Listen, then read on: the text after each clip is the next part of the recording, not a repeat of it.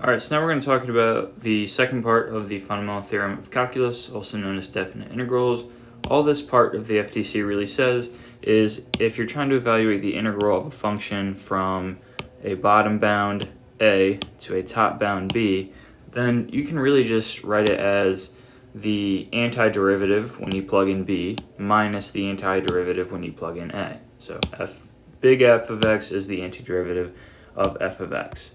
So in practice, this is an example of a type of problem you could be likely to see or whatever.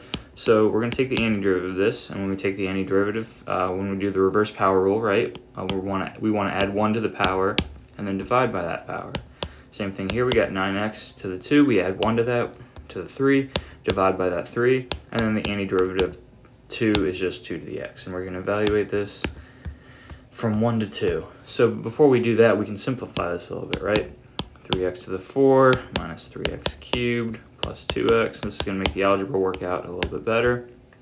And then we can go ahead and we can plug stuff in. So we got 3 times 2 to the 4th power minus 3 times 2 cubed plus 2 times 2.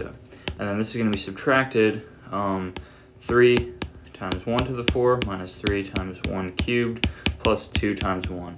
An important thing here is to remember to use brackets like this, or just make sure that this negative is distributed to the entirety of the evaluation of a. So just be careful with that. Negative signs can get lost and stuff like that, and your answer can get messed up pretty easily. So 2 to the 4th power is 16, so that's 3 times 16 minus 3 times 8 plus 4 minus 3 minus 3 plus 2. So that's just going to be 3 times 16, 30, 48 minus 24 plus 4 minus these two 3's cancel, and we're just left with the 2. So then 48 minus 24 is 24.